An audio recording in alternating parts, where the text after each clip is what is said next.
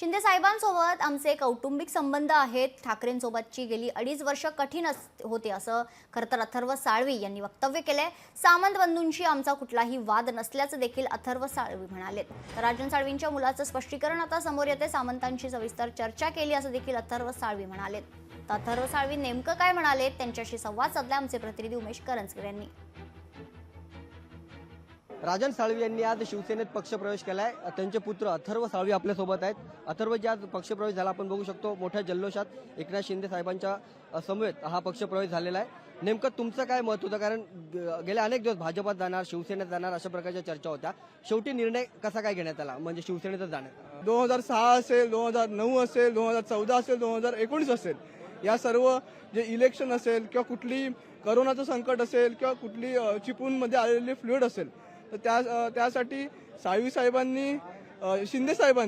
साहेबांना मदत केलेली आहे आणि एक कुटुंबाप्रमाणे वागणूक दिलेली आहे.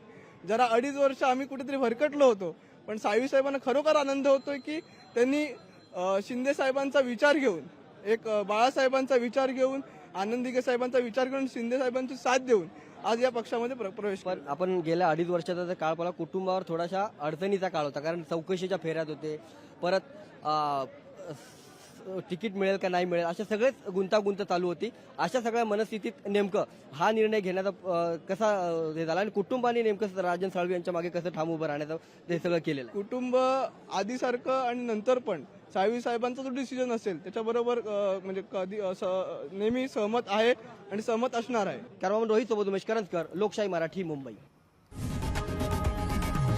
लोकशाही मराठी ऐका, पहा, जागरूक रहा.